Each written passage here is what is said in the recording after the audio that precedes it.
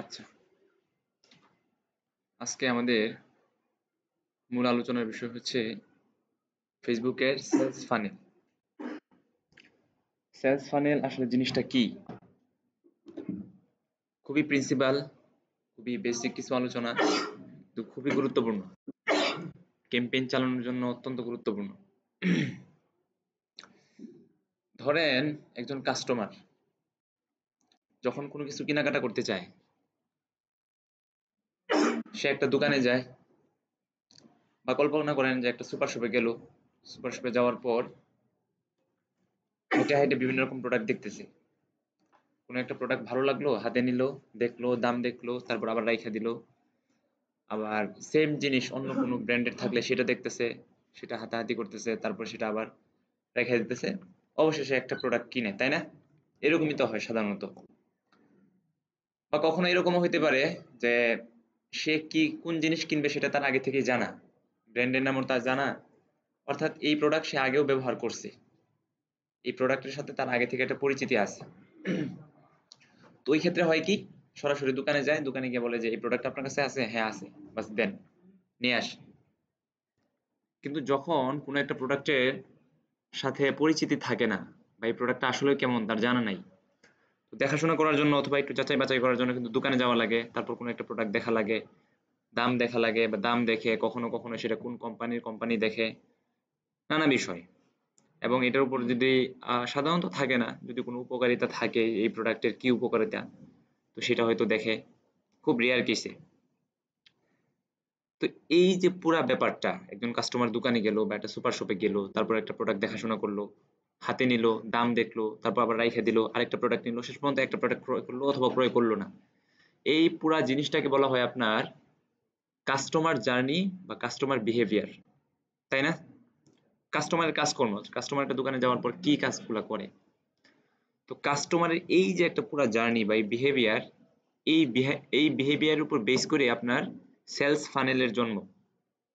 Sales funnel কিভাবে কাজ করে, এইটা মূলত আপনার একটা কাস্টমার জার্নি অ্যানালাইসিস করে তারপর এটা বানানো হয়েছে। আমরা যখন একটা অ্যাড চালাই, সেই অ্যাডটা কোন ধাপের পর কোন ধাপ হবে অথবা অ্যাডটা কিভাবে চালাতে হবে, এই জিনিসটাই মূলত ফানেল। ফানেল অন্য কোনো কিছুই না, বুঝতে পারছেন ভাই? ফানেলের নোশনটা বুঝতে পারছেন, ধারণাটা কি? ফানেলটা মূলত আসছে আপনার একটা কাস্টমার দোকানে যায়, ক্রয় করে, যে কি ক্রয় করে এবং কিভাবে ক্রয় করে, যে পুরো ব্যাপারটা আছে, সেটাকে মূলত বলা হয় বায়ার জার্নি বা কাস্টমার জার্নি বা কাস্টমার বিহেভিয়ার। এবং সেই বিহেভিয়ারের উপর বেস করে মূলত আমাদের সেলস ফানেলটা তৈরি করা হয়েছে। যদি এই চিত্রটার দিকে এখানে লক্ষ্য করেন, দেখেন এখানে লেখা আছে টোটাল সেশন 100%। অর্থাৎ আপনি একটা অ্যাড চালাইলেন, কথার কথা ধরেন 100 মানুষ আপনার ওয়েবসাইটে আসলো, তার মানে হইতেছে আপনার টোটাল সেশন হইতেছে 100%। বা মোট কথা আপনার ওয়েবসাইটে যারা আসছে, তো এর মধ্যে একটা দেখলো, একটা দেখছে মনে করেন 1000 মানুষ, 1000 মানুষ দেখার পরে 100 মানুষ আপনার ওয়েবসাইটের মধ্যে আসলো, তার মানে আপনার ওয়েবসাইটের মধ্যে টোটাল সেশন হয়েছে 100টা, বুঝতে পারছেন? তারপরে একটু নিচের দিকে session with product page view, ওয়েবসাইটে আসার পর কি করলো, এর মধ্যে 43.8% মানুষ কোনো একটা ইন্ডিভিজুয়াল প্রোডাক্ট দেখলো, নির্দিষ্ট একটা প্রোডাক্ট ক্লিক করলো, নির্দিষ্ট একটা প্রোডাক্ট পেজে গেল আর কি। এটাকে বলা হয় আপনার session with product page view. আসছে কিন্তু 100% মানুষ, এর মধ্যে 43.8% বা সেটা কখনো কম বেশি হইতে পারে। এটা এই যে দেখেন, এই যে এখানে যে আপনার পার্সেন্টেজটা দেখতেছেন, এটা কিন্তু খুব স্ট্যান্ডার্ড, বুঝতে পারছেন? প্রচুর অ্যানালাইসিস করার পর এই চিত্রটা বানানো হয়েছে। এটা শুধুমাত্রই যে আপনার এখানে বানায় দেওয়া হয়েছে বিষয়টা এরকম না। সাধারণত আপনার 100% মানুষ আসলে বা 100 জন মানুষ আসলে এর মধ্যে 43 জন মানুষ এবং 44 নাম্বার মানুষের গলা পর্যন্ত, অর্থাৎ 43%, 8 পয়েন্ট না, 43.8% হইতেছে আপনার এই স্ট্যান্ডার্ড বা আরেকটু কম বেশি, এই পরিমাণ মানুষ আপনার প্রোডাক্ট একটা ইন্ডিভিজুয়াল প্রোডাক্ট পেজ ভিউ করে। তারপরে হইলো কি, নির্দিষ্ট একটা প্রোডাক্ট পেজ দেখলো আপনার 43% মানুষ, এরপরে আপনার 14.5% মানুষ বা কম বেশি session with add to cart, তারা অ্যাড টু কার্ট করে। আসছে কিন্তু 100 জন মানুষ, এর মধ্যে 43 জন মানুষ আপনার একটা প্রোডাক্ট পেজ ভিউ করছে, আবার 14% মানুষ আপনার অ্যাড টু কার্ট করছে। তো অ্যাড টু কার্ট করার পরেও অনেকেই মাউস ব্যাক করে চলে যায়, অ্যাড টু কার্ট করছে তারপর সুন্দর করে এই জায়গার মধ্যে ক্লিক দিয়ে তারপর বের হয়ে যায়। এর মধ্যে 3.3% মানুষ যারা সেখান থেকে আপনার ট্রানজাকশন বা সেলস করে, অর্থাৎ কোন একটা প্রোডাক্ট পারচেজ করে। বুঝতে পারছেন? আসছে কিন্তু 100 জন মানুষ। 100 জন মানুষের মধ্যে হয়তো 3 জন বা সামথিং 3 জন, কখনো কখনো 3 জনের চেয়ে বেশি অথবা 3 জনের চাইতে কম, এরকম মানুষ তারা একটা প্রোডাক্ট সেল করে বা প্রোডাক্ট পারচেজ করে। এই যে একটা বিহেভিয়ার, এই যে একটা জার্নি, দেখেন আপনি একটু চিন্তা করে দেখেন, দোকানে যখন যায়, যারা সুপার শপে যায় প্রত্যেকেই কি কোনো প্রোডাক্ট ক্রয় করে নাকি? ক্রয় করে না। বা আপনি সুপার শপে আসলে বেসিক্যালি যারা যায় তারা তো মনে করেন যে প্রত্যেকেই সবসময় কেনাকাটা করে, কোনো না কোনো জিনিস কেনাকাটা করতে যায়। কিন্তু আপনি মনে করেন যে এমনি একটা প্রোডাক্ট নতুন একটা প্রোডাক্ট লঞ্চ করছেন এবং ঘোষণা দিলেন যে আমি এরকম একটা প্রোডাক্ট নিয়ে আসছি যেটা আমার সুপার শপে পাওয়া যায়। যেই প্রোডাক্টটা সম্পর্কে কার কোনো ধারণা নাই, 100 জন মানুষ গেল, 100 জন মানুষ গেলে কিন্তু মোটামুটি এইরকমই আপনার চিত্রটা দেখা যাবে যে 100 জন মানুষ যাওয়ার পরে হয়তো আহ, কেউ কেউ মনে করেন যে সুপার শপ ভিতরে ঢুকে তারপর চলে আসে, ঠিক আছে। 43% মানুষ এরকম পাবেন যারা মনে করেন প্রোডাক্টটা হাতে নিছে। তারপরে 14% মানুষ এরকম পাবেন যে হয়তো কিনার মনস্থ করছে, তারপর সামহাউ সেটা কিনে নাই। তারপরে দেখা যায় খুবই অল্প সংখ্যক মানুষ তারা কিন্তু এই জিনিসটা কিনে, এরকম হয় না সাধারণত? তো এইভাবেই আপনার সেলস ফানেলটা ক্রিয়েট করা হয়েছে এবং এটা খুব স্ট্যান্ডার্ড একটা আপনার পার্সেন্টেজ বা খুব স্ট্যান্ডার্ড একটা আপনার সংখ্যা যেটা এখানে দেওয়া হয়েছে। আমরা যখন কোনো একটা অ্যাড ক্রিয়েট করতে যাই, ড্যাশবোর্ডটা তো এরকম আসে তাই না ভাই? ড্যাশবোর্ডটা এরকম থাকে, তারপর ক্রিয়েটে ক্লিক করি কোনো একটা অ্যাড দেওয়ার জন্য। তারপরে আমরা ঠিক এমন একটা জিনিস পাই, choose a campaign objective, awareness, traffic, engagement, lead, তারপরে হইতেছে আপনার অ্যাপ প্রমোশন, সেলস। এই যে জিনিসগুলা, এই জিনিসগুলা কিন্তু তৈরি করা হয়েছে আবার বেসড অন ফানেল। ফানেল তৈরি করা হয়েছে বায়ারের জার্নির উপর বেস করে, এবং এই ড্যাশবোর্ডটা তৈরি করা হয়েছে আপনার ফানেলের উপর বেস করে। বুঝতে পারছেন? একটা আরেকটার সাথে ইন্টারকানেক্টেড, খুব রেলিভেন্ট।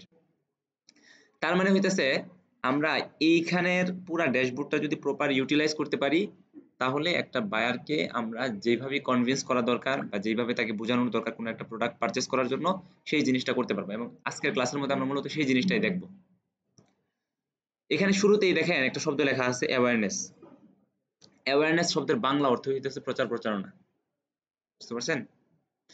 তো আমরা যখন কোনো একটা প্রোডাক্ট প্রথম নিয়ে আসি, তখন সাধারণত সেটার অ্যাওয়ারনেস করা লাগে, এবং অ্যাওয়ারনেসের ক্যাম্পেইন খুব বেশি আমাদের চোখে পড়ে। বিশেষ করে বড় বড় কোম্পানিগুলো সারা বছর অ্যাওয়ারনেস ক্যাম্পেইন চালাইতে থাকে। অ্যাওয়ারনেস ক্যাম্পেইনের মূল কথাই হচ্ছে যে তুমি কে এবং কি করো, জাস্ট এতটুকু মানুষকে জানানো। অ্যাওয়ারনেস ক্যাম্পেইনের মূল উদ্দেশ্য কিন্তু, এটাকে কেপিআই বলে। কেপিআই শব্দটা হয়তো কখনো কখনো শুনছেন, কি পারফরম্যান্স ইন্ডিকেটর, সংক্ষেপে বলা হয় কেপিআই, কি পারফরম্যান্স ইন্ডিকেটর। অর্থাৎ এই যে অ্যাওয়ারনেস চালাইতেছো, তোমার উদ্দেশ্য কি? তোমার উদ্দেশ্য কি সেল জেনারেট করা, কোনো একটা প্রোডাক্ট বিক্রি করা? না। অ্যাওয়ারনেস এর কেপিআই হইতেছে যে মানুষ যেন আমার সম্পর্কে জানতে পারে, আমার একটা প্রোডাক্ট আছে সে সম্পর্কে জানতে পারে। বুঝতে পারছেন? যার কারণে দেখবেন সারা বছর আপনি বড় বড় কোম্পানিগুলোর অ্যাড চলতেই থাকে কোকা কোলা, তারপর লাক্স, এরকম বিজ্ঞাপন সারা বছর চলতে থাকে না? উদ্দেশ্য এটাই। ওদের উদ্দেশ্য কিন্তু সেল করা না, ওরা অলরেডি তো ওয়েল এস্টাবলিশড ব্র্যান্ড, তাই না? সবাই চিনে, সবাই জানে। কিন্তু ওদের উদ্দেশ্য হইতেছে যে আমি কে এবং আমি কি করি, এই জিনিসটা যেন মানুষের মাথায় বা মানুষের টপ অফ দ্য মাইন্ডে সবসময় থাকে। ফেসবুক খুললাম, ফুড প্যান্ডা, ইউটিউবে গেলাম, ফুড প্যান্ডা। তো আমি যখন কোনো একটা খাবার অর্ডার করতে যাব, স্বাভাবিকভাবেই কিন্তু আমার ফুড প্যান্ডার কথাটা আমার সবার আগে মাথায় আসবে, তাই না? আর একটু নিচে চিন্তা করি, নিচে না মানে এটা তো বড় ব্র্যান্ডই। সাবান সাবান কিনতে যাই, যে সকল সাবানগুলো মনে করেন যে খুব বেশি পরিমাণে আপনার অ্যাড দেয়, ঠিক আছে, বাংলাদেশের পার্সপেক্টিভে মনে করেন যে লাইফ বয় আছে, অথবা লাক্স আছে, স্যান্ডালিনা আছে, ঠিক আছে। সাবান কি তিনটা চারটাই? সাবান তো আরো আছে দোকানে, আছে না? সাবান তো মনে করেন যে আরো বিভিন্ন রকম সাবান আছে। তো এই যে মনে করেন আমি যখন একটা সাবান কেনার কথা মাথায় আসে, তখনই এই তিনটা চারটা নাম কিন্তু আমার মাথার মধ্যে আসে, আসে না? তো এইটার জন্যই মূলত সারা বছর আপনার বড় বড় কোম্পানিগুলো অ্যাওয়ারনেস চালাইতে থাকে, মানুষের টপ অফ দ্য মাইন্ডে থাকার জন্য। বুঝতে পারছেন? অন্য কিছু না। এখন কথা হইতেছে আমি আপনি যখন ছোট পরিসরে একটা ব্র্যান্ড তৈরি করি, তখন আমাদেরও কি এই ফানেল ওয়াইজ মেনটেন করা লাগে যে অ্যাওয়ারনেস, ট্রাফিক, তারপরে সেলস? বুঝতে পারছেন? তো এইটা আপনার একটা সার্টেন সময় পর্যন্ত আপনার সবাই বলতো বা ফেসবুকও বলতো যে যদি তুমি মানে এই ফানেলটা মেনটেন করো তাহলে ভালো সেলস পাবা। যে প্রথমে অ্যাওয়ারনেস চালাইলাম, অ্যাওয়ারনেস চালানোর পরে দেখা গেল যে 1000 মানুষ আমার ফেসবুক পেজের মধ্যে অথবা আমার ওয়েবসাইটের মধ্যে আসছে। ফেসবুক পেজের মধ্যে আসার অর্থ হইতেছে যখন আমাদের অ্যাডটা চলতেছে অনেকে একটা লাইক করে না, অনেকে একটা কমেন্ট করে, অথবা কেউ একজন মনে করেন শেয়ার করলো, অথবা আপনি যেই পোস্টটা করছেন ওই পোস্টটা কিন্তু সেভ করে রাখা যায় ফেসবুকের মধ্যে, কেউ একজন সেভ করে রাখলো, কোনো না কোনো ভাবে সে কিন্তু এই পোস্টের মধ্যে একটা ইন্টারাকশন করছে, কোনো না কোনো ভাবে কিন্তু সে এটার সাথে জড়ায় গেছে, মানে তার ন্যূনতম একটা আগ্রহ আছে আপনার প্রোডাক্টের প্রতি, যার কারণে কিন্তু হয়তো একটা লাইক দিছে অথবা একটা কমেন্ট করছে। আরে ভাই, অ্যাড তো আর বহু মানুষ চালাইতেছে না, সেম অ্যাড আপনি মধু বিক্রি করেন, দিনে তো মধু লিখলে সার্চ দিলে কিন্তু আপনার 100-200 অ্যাড মানে আসতেই থাকে, নানান অ্যাড আসতেই থাকে। তো এর মধ্যে সবগুলো অ্যাড কিন্তু আপনি দেখেন না, বা সবগুলো অ্যাড দেখেই কিন্তু আপনি দাঁড়ায় যান না। দেখা যায় কিছু কিছু অ্যাড, একটা বা দুইটা যেটা আপনার কাছে ভালো লাগে সেটা একটু ভিডিওটা দেখেন, অথবা ওদের যেই আপনার নিজেদের সম্পর্কে কি বলতেছে সেটা একটু দেখেন, এখানে কি, হ্যাঁ সেটাই। তো এই যে মনে করেন কোনো না কোনো ভাবে যদি মনে করেন আপনি ফেসবুক পেজের সাথে একটা ইন্টারাকশন করেন অ্যাডটা দেখার পরে, তো এই লোকদেরকে কিন্তু আমরা টার্গেট করতে পারি, অডিয়েন্সের মধ্যে তাদেরকে বন্দি করতে পারি না।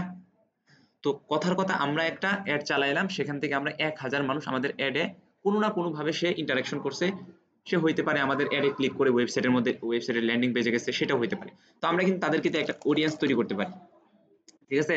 তো নিয়ম হচ্ছে এই অডিয়েন্সদেরকে দেয়া পরবর্তীতে আপনার ট্রাফিক অথবা এঙ্গেজমেন্ট আপনার ক্যাম্পেইন চালানো, ঠিক আছে। আমরা যদি এখানে মাউস রাখি, দেখেন এখানে নিচের দিকে লেখা আছে, এই যে দেখেন traffic send people to destination such as your website, app, Instagram profile or Facebook event. প্রথম অ্যাওয়ারনেসের মূল কথা হইতেছে কি, send your ads to people who are most likely to remember them. মানে হচ্ছে ফেসবুক পেজের মধ্যেই ধরেন কোনো একটা ইন্টারাকশন করলো, ওয়েবসাইটের মধ্যে গেল না, কারণ অ্যাওয়ারনেসের মূল কথা হইতেছে যেন মানুষ আমার সম্পর্কে জানে, মানুষ যেন আমার অ্যাডটা দেখে। এখানে ক্লিক করা বা হ্যাঁ ক্লিক করতে পারে, যে অ্যাডটা খুব ভালো লাগছে, যে অ্যাওয়ারনেস ক্যাম্পেইনটা ভালো লাগতে পারে না, সেখানে একটা ক্লিক করতে পারে।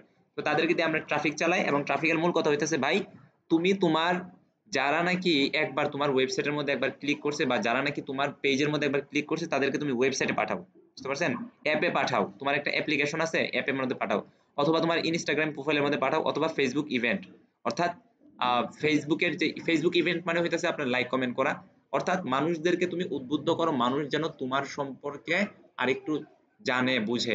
অ্যাওয়ারনেস ক্যাম্পেইনটা আপনার দেখবেন আমরা এটা, এই যে এখানে ফানেল ওয়াইজ ক্যাম্পেইন, এই জিনিসগুলোর মধ্যে অ্যাওয়ারনেসের মধ্যে দেখেন এখানে ভিডিও ভিউজটা আপনার অ্যাওয়ারনেসের মধ্যে খুব বেশি কাজে দেয়, কারণ অ্যাওয়ারনেস ক্যাম্পেইনের মধ্যে সাধারণত মানুষ খুব বেশি ইন্টারঅ্যাক্ট করে না, লাইকও করে না, কমেন্টও করে না, কিন্তু আপনি যদি ভিডিও ক্যাম্পেইন চালান তো খুব সুন্দর করে টার্গেটিং করতে পারেন। আপনার ভিডিওটা কারা 50% দেখছে, অথবা 60% দেখছে, অথবা 80-90% দেখছে, তাদেরকে নিয়ে কিন্তু আপনি একটা অডিয়েন্স তৈরি করতে পারেন।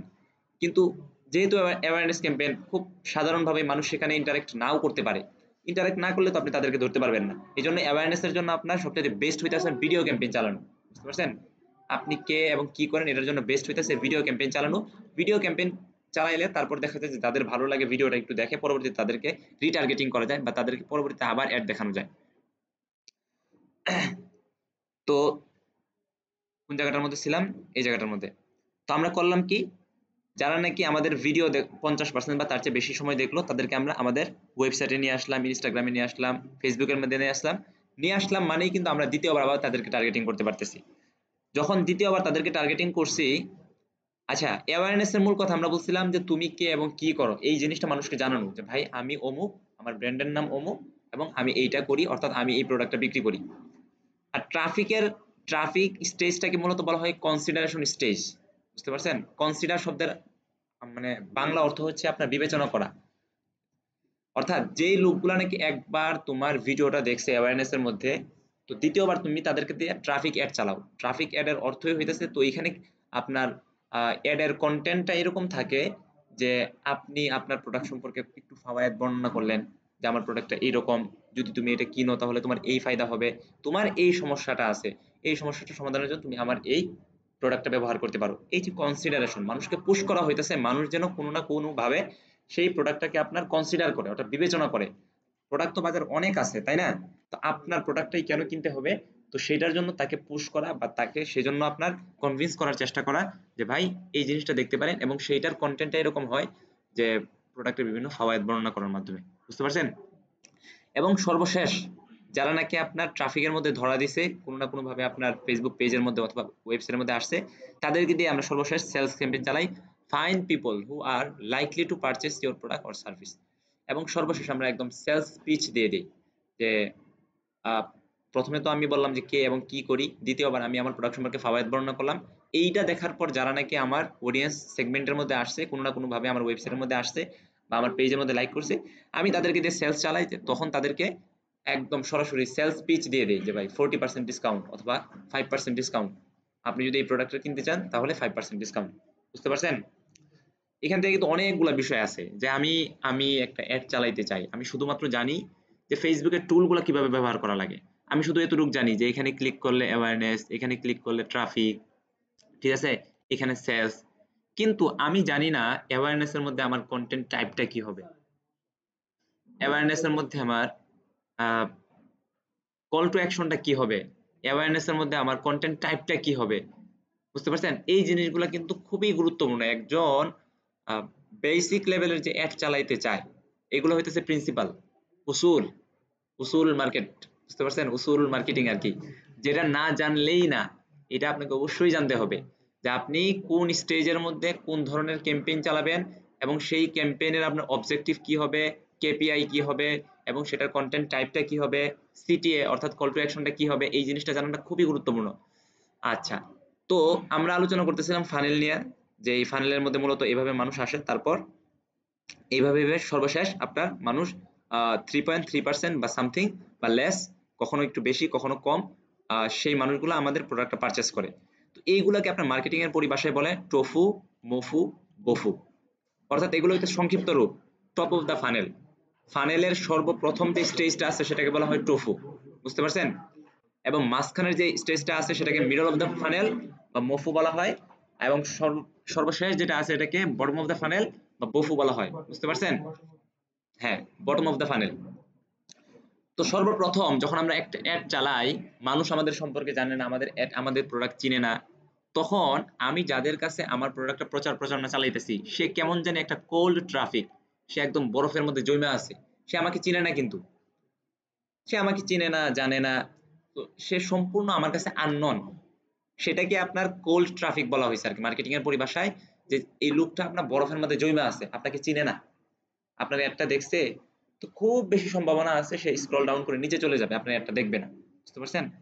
কিন্তু যেই লোকটা নাকি আপনার একটা দেখলো, আপনি একটা ভিডিও ক্যাম্পেইন চালাইলেন অ্যাওয়ারনেসে, কোল্ড ট্রাফিক, আপনাকে চিনে না জানে না, কিন্তু আপনার অ্যাডটা দেখার পরে এত বেশি অ্যাট্রাকটিভ ছিল আপনার অ্যাডটা, হঠাৎ করে এরকম অনেক অ্যাড আমাদের চোখে পড়ে না, প্রথম 2-1 সেকেন্ডের মধ্যে একটা হুক দেয়, এটাকে হুক বলে আর কি।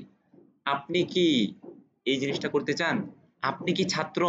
আপনার কি এই প্রয়োজন আছে? এটা কিন্তু আপনার হুক বলে, এটা মার্কেটিং এর পরিভাষায়। অর্থাৎ ভিডিওর শুরুতেই কিন্তু প্রথম 2-1 সেকেন্ডের মধ্যে একটা হুক তৈরি করে। আপনার কি এটা প্রয়োজন? হ্যাঁ, আটকায় দেয়, অ্যাটেনশনটা গ্র্যাব করে। তো আমি কোল্ড ট্রাফিক, আমি চিনি না জানি না, হঠাৎ করে যখন শুনলাম আপনি কি, ওইটা শুনে মনে করেন আমার কাছে ভালো লাগছে, তখন আমি একটু দাঁড়াইলাম, দাঁড়ায় মনে করেন 50% 60% ভিডিওটা দেখলাম। তার মানে কিন্তু আমি তার এই টপ অফ দ্য ফানেলের মধ্যে ছিলাম, এবং আমি কিন্তু তার জালে মানে অলরেডি আটকায় গেছি। আমি কিন্তু তার কাছে একদম কোল্ড ট্রাফিক ছিলাম, কিন্তু তার ভিডিওটা আমি 50% দেখার পরে আমার নাম কোল্ড ট্রাফিক থেকে ওয়ার্ম ট্রাফিক হয়ে গেছে। ওয়ার্ম শব্দের অর্থ হইতেছে গরম, আপনারা জানেন। তো আমি 50% দেখলাম, মানে তার সম্পর্কে আমার একটা ন্যূনতম ধারণা তৈরি হলো না, সে কি করে না করে এই সম্পর্কে মোটামুটি একটা ধারণা তৈরি হয়েছে। তখন আমি ওয়ার্ম ট্রাফিক বা আমি তার সম্পর্কে মোটামুটি জানি। তখন সে কিছুদিন পরে করলো কি, আমি কিন্তু তার জালে আটকায় গেছি 50%-এর উপরে ভিডিও দেখার কারণে। সে এটাকে অডিয়েন্স ক্রিয়েট করছে, অডিয়েন্স ক্রিয়েট করে তারপর দ্বিতীয়বার কনসিডারেশন স্টেজে সে আরেকটা অ্যাড চালাইছে, এবং সেখানে এই যে দেখেন লেখা আছে এডুকেশনাল রিসোর্স, কুইজ, সার্ভে, তারপর ডিসকাউন্ট অফার, লয়্যালটি ক্লাব, তারপর ইউজফুল রিসোর্স, ডাউনলোডস, হ্যাঁ, ওয়েবিনার মনে হয় এটা লিখতে চাইছেন, ডেবিনার, তারপর ইভেন্ট। যাই হোক, মোট কথা, তার প্রোডাক্টকে কনসিডার করার জন্য সে বিভিন্ন রকম পন্থা অবলম্বন করে তারপর দ্বিতীয় আরেকটা অ্যাড চালাইলো, এবং সেই অ্যাডের মধ্যে বলতেছে যে ভাই, এই যে আমাদের এই প্রোডাক্টটা যদি এটা পারচেস করেন তাহলে আপনার মুখের গা থাকবে না, হ্যাঁ, আপনি একটু অনুজ্জ্বল মানুষ, এই প্রোডাক্ট ব্যবহার করলে আপনার চেহারার মধ্যে উজ্জ্বলতা ফিরে আসবে, কনসিডার করার জন্য। সে কিন্তু এটা বলতেছে না যে ভাই প্রোডাক্টটা ক্রয় করেন।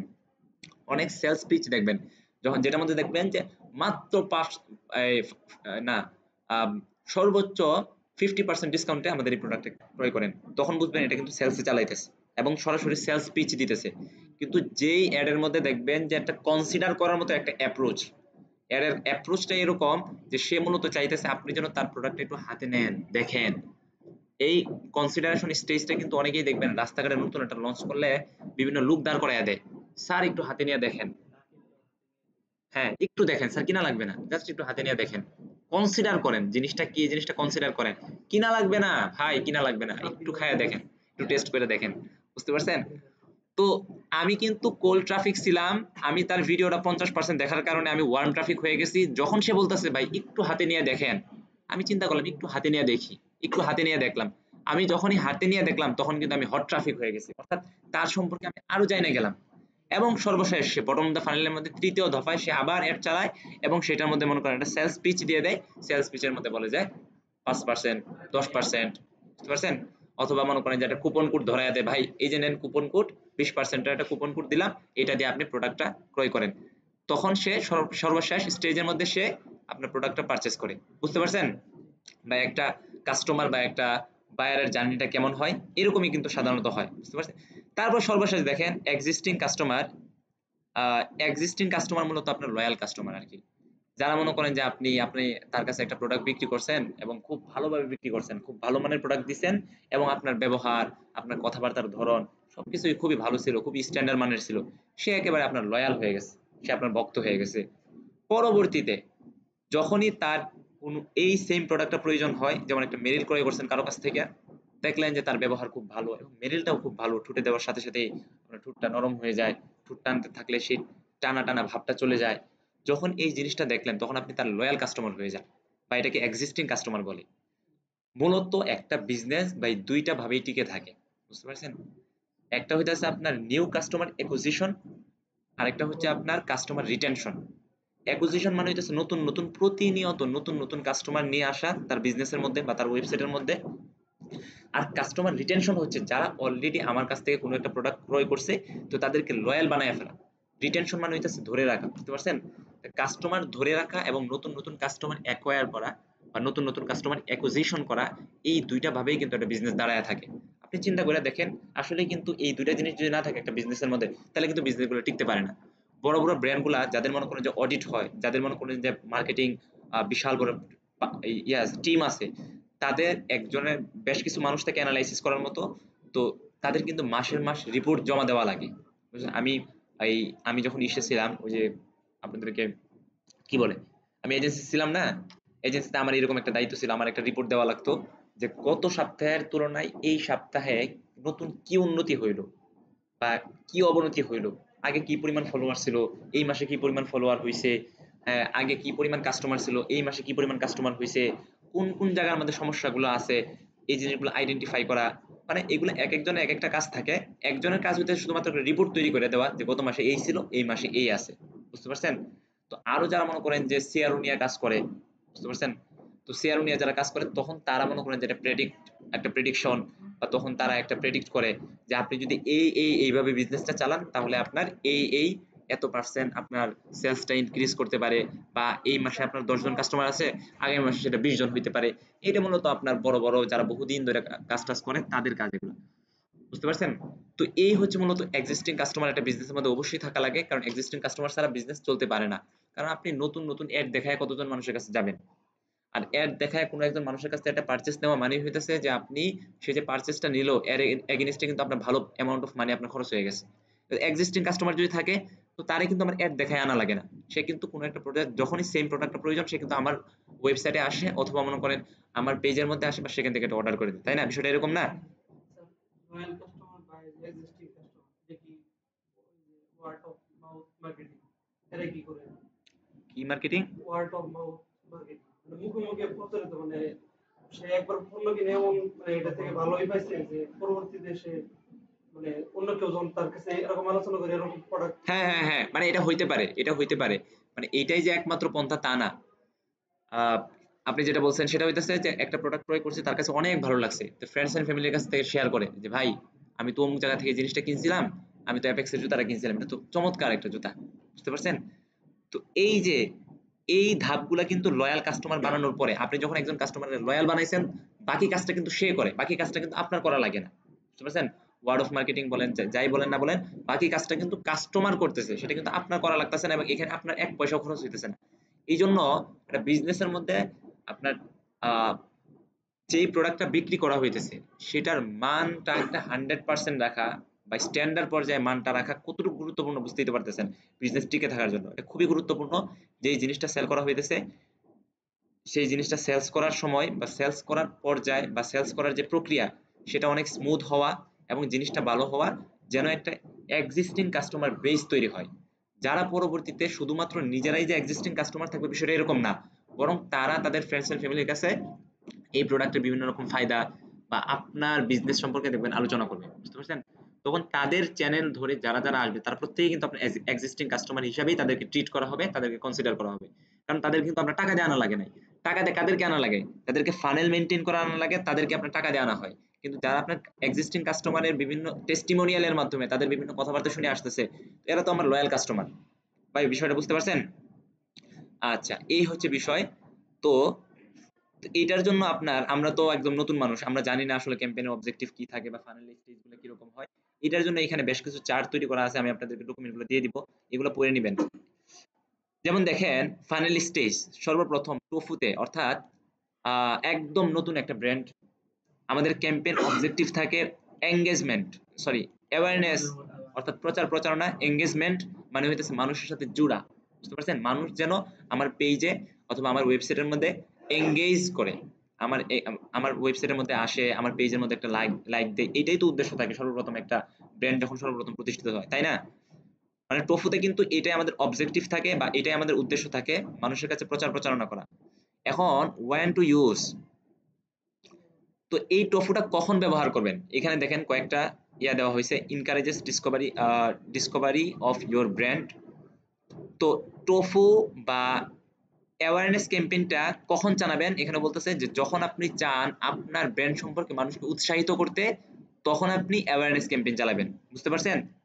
এখন প্রশ্ন জাগে যে আমি চাই আমার ব্র্যান্ডের প্রচার প্রচারণা চালাতে, অ্যাওয়ারনেস চালাইলাম বুঝলাম, কিন্তু কন্টেন্ট স্ট্র্যাটেজি কি হবে?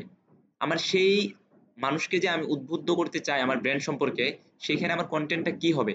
এখানে দেখেন লিখে দিছে যে identify your brand based on visual indicators such as logo, colours and tagline. ঠিক আছে? তো সর্বপ্রথম আপনার যে কাজটা করা লাগবে সেটা হইতেছে আপনার আপনার আইডেন্টিফাই করা লাগবে ব্র্যান্ডের জন্য আপনার একটা লোগো, এবং ব্র্যান্ডের কিন্তু কালার আছে। বুঝতে পারছেন? ব্র্যান্ড কালার বলে, ব্র্যান্ড লোগো বলে। তো এই জিনিসগুলোকে আপনার সর্বপ্রথম আইডেন্টিফাই করা লাগবে। ইনফোগ্রাফিক, তারপর হচ্ছে 15 সেকেন্ড ভিডিওস, তারপর কাস্টম ইমেজ। এই তিনটা হইতেছে আপনার কন্টেন্ট স্ট্র্যাটেজি। 15 সেকেন্ডের একটা ভিডিও হইতে পারে, অথবা একটা ইমেজ তৈরি করার মাধ্যমে হইতে পারে। ইনফোগ্রাফিক জিনিসটা আমার কাছে ক্লিয়ার না, কিন্তু সর্বপ্রথম আপনার একটা ব্র্যান্ডের জন্য কালার এবং লোগো সর্বপ্রথম আপনার আইডেন্টিফাই করা লাগবে। একদম খুবই গুরুত্বপূর্ণ। বুঝতে পারছেন? এইখানে যে জিনিসগুলো লেখা হয়েছে এগুলো কিন্তু আপনার মানে শুধুমাত্রই একজন মার্কেটারের ধারণা প্রসূত বিষয় এরকম না। বুঝতে পারছেন? এখানে যে জিনিসগুলো তৈরি করা হয়েছে এগুলো হইতেছে আপনার, এগুলোর উপরে আপনার বছরের পর বছর অ্যানালাইসিস হইতেছে। তো এখানে শামীম ভাই মূলত এই জিনিসগুলোকে আপনার একসাথে করছে। তো তো উনি সবসময় বলে যে এই জিনিসগুলো কোনোটাই আমার বানানো না, এই জিনিসগুলো হইতেছে মূলত যারা বিজনেসের উপর বহু বছর যাবত পড়াশোনা করতেছে বা বিজনেস নিয়ে কাজ করতেছে, তারা অনেক হাজার হাজার পৃষ্ঠা বই লিখছে, সেই বইগুলো থেকে সুন্দর করে একটা স্ট্র্যাটেজি সাজায় দেওয়া হয়েছে। বুঝতে পারছেন? এখানে কোনো কথাই কিন্তু ফাও না বা কোনো বিষয় আপনার এমনি এমনি না, মানুষের ধারণা প্রস্তুত না, বরং এগুলোর মাধ্যমে বিজনেসগুলো টিকে থাকে এবং এই প্রসেসে প্রত্যেকটা বিজনেস আগায়। তো সর্বপ্রথম আমাদেরকে লোগো তৈরি করতে হবে এবং একটা ব্র্যান্ড কালার তৈরি করতে হবে, এবং অ্যাওয়ারনেসের জন্য আমাদেরকে 15 সেকেন্ডের ভিডিও এবং কাস্টম ইমেজ। দেখেন, আমরা নিজেরা যদি বিজনেস করতে চাই, আমাদের যদি মনে করেন বড় পরিসর বিজনেসের কোনো আইডিয়া না থাকে বা ওইরকম প্ল্যান না থাকে, আমাদের কিন্তু এত ফানেল মেনটেন করা লাগবে না। কিন্তু অ্যাজ আ মার্কেটার, যখন আমরা বড় একটা বিজনেসের জন্য কাজ করব, কোনো একজন মানুষ বিজনেসে নামছে এবং তার টার্গেটই হইতেছে যে ভাই আমি লক্ষ লক্ষ কোটি টাকা খরচ করতে চাই এবং আমার ব্র্যান্ডটাকে বড় করতে চাই, তো তার জন্য কিন্তু ভাই প্রত্যেকটা স্টেজ এবং প্রত্যেকটা জিনিস কিন্তু খুবই অ্যাপ্লিকেবল। বুঝতে পারছেন? এই জিনিসগুলো যদি ইমপ্লিমেন্ট না করেন তাহলে তার বিজনেসে কিন্তু গ্রোথ আসবে না। ভাই হ্যাঁ, হ্যাঁ, সেটাই তো। টোফু না একদম top of the funnel. Top of the ফানেলের মধ্যে অ্যাওয়ারনেস ক্যাম্পেইন চালাবেন এবং সেখানে আপনার উদ্দেশ্য থাকবে মানুষকে আপনার উৎসাহিত করা ব্র্যান্ড সম্পর্কে। কিন্তু আপনি যখন অ্যাডটা চালাবেন তার আগে অবশ্যই আপনাকে একটা লোগো নির্বাচন করতে হবে, ব্র্যান্ড কালার নির্বাচন করতে হবে এবং কন্টেন্ট স্টাডি হবে 15 সেকেন্ডের একটা ভিডিও, যেটার মধ্যে আপনি বলবেন যে আপনি কে, আপনার ব্র্যান্ডের নাম কি। ব্র্যান্ডের নাম তো এটা দেওয়াই থাকবে, অর্থাৎ আপনার ব্র্যান্ডটা কি সম্পর্কে বাস এতটুকু খালি মানুষকে বলবেন, অথবা সেটা হতে পারে একটা কাস্টম ইমেজের মাধ্যমে। বুঝতে পারছেন? তো যখন মনে করেন যে আপনি অ্যাওয়ারনেস করেছেন শেষ, অর্থাৎ মানুষকে অনেক জানাইছেন, আপনি কি করেন, আপনারা দেখবেন যে ইন ড্রাইভ একটা ওই পাঠাবের মতো একটা অ্যাপ্লিকেশন প্রায় দেখবেন যে ইয়াতে আসে। ইন ড্রাইভ নতুন আসছে আর কি, ওরা পাঠাবের কম্পিটিটর। অর্থাৎ পাঠাবে যেরকম আপনার উবার বাইকটাই ইয়া করা যায় না, রাইড শেয়ারিং করা যায় না, ইন ড্রাইভ কিন্তু এরকম রাইড শেয়ারিং এর একটা অ্যাপ বা অ্যাপ্লিকেশন। প্রচুর অ্যাড চালাইছে, প্রচুর অ্যাড চালাইছে। আমার মোবাইলের মধ্যে পাঠাবের অ্যাপটা ছিল, তো ওরা টার্গেটিং করে, মানে সেইভাবেই টার্গেটিং করে। আমার মোবাইলের মধ্যে পাঠাবের অ্যাপ থাকার কারণে আমি প্রতিদিন প্রচুর দেখতাম ইন ড্রাইভের। ঠিক আছে? তো এইরকম যারা মনে করেন যে লং টার্ম বিজনেস করার জন্য আপনার মাঠে নামে, তারা কিন্তু তাদের সেলস জেনারেট করার প্রথমে উদ্দেশ্য থাকে না, বা তাদের মনে করেন প্রথমেই কিন্তু টাকা ইনকাম করার উদ্দেশ্য থাকে না। আপনি এই যে বড় বড় কোম্পানিগুলা যেমন অ্যামাজন, বা আমাদের বেশি দূরে না যায় আমাদের ফুড প্যান্ডা, এগুলো, আমাদের ফুড প্যান্ডা না, ফুড প্যান্ডা কিন্তু অনেক দেশেই চলে, বুঝতে পারছেন? এটা সাব ব্র্যান্ড হইতেছে বাংলাদেশে। তো এই জিনিসগুলা কিন্তু মানে কোটি কোটি টাকা খরচ করতেছে, ওদের কিন্তু স্টিল প্রফিট কম, বা এখন প্রফিট শুরু হয়েছে কিনা আমি জানি না। আমি অনেকদিন আগে শুনছিলাম ওরা নাকি 1-1.5 বছর আগে শুনছিলাম যে ওরা প্রায় 300 কোটি টাকা বার্ন করে ফেলাইছে। কোনো মানে ওদের ইনকাম হয় নাই। গ্লাসটা লাগাই দেওয়া লাগবে, গ্লাসটা। 300 কোটি টাকা আপনার শুধুমাত্র খরচ করছে আপনার যে ব্র্যান্ডের অ্যাওয়ারনেস এর জন্য, বিভিন্ন রকম প্রচার প্রচারণা, ডিসকাউন্ট, মানে নানান কিছু। আপনি চিন্তা করেন যখন একটা সেলিব্রিটিকে দিয়ে একটা অ্যাড বানায়, ঠিক আছে, একটা অ্যাডের জন্য কিন্তু শুধুমাত্র সেলিব্রিটি কস্টই থাকে ওদের, মানে কয়েক কোটি টাকা, কয়েক কোটি টাকা দেওয়া লাগে শুধুমাত্র সেলিব্রিটিকেই। তারপরে মনে করেন যে পুরো মার্কেটিং টিম নিয়া বা যে এজেন্সি হাউস দেয়া পুরো অ্যাডটা তৈরি করতেছে, ওখানে অনেক ব্যাপার স্যাপার আছে, অনেক কিছু। মোট কথা লং টার্মে যারা বিজনেস করতে চায় তাদের প্রচুর টাকা খরচ করা লাগে, প্রচুর টাকা খরচ করা লাগে, এবং সেটা 5 বছর, 6 বছর, 10 বছর এটা ভ্যারি করে। বুঝতে পারছেন? এটা আপনার প্রোডাক্ট টু প্রোডাক্ট ভ্যারি করে, এই ব্র্যান্ড টু ব্র্যান্ড ভ্যারি করে। কখনো কখনো কারো ক্ষেত্রে অনেক বেশি সময় লাগে, আবার কারো কারো ক্ষেত্রে সময় একটু কিছুটা কম লাগে, কারো কারো ক্ষেত্রে 500 কোটি লাগে, কারো কারো ক্ষেত্রে 300 কোটি লাগে। বুঝতে পারছেন? বাকি শুরুর দিকে এই টাকাটা লাগে, এই টাকাটা পুরো বার্ন করা লাগে, পুরো জ্বালায় দেওয়া লাগে। বুঝতে পারছেন? ব্র্যান্ড এস্টাবলিশ করার জন্য।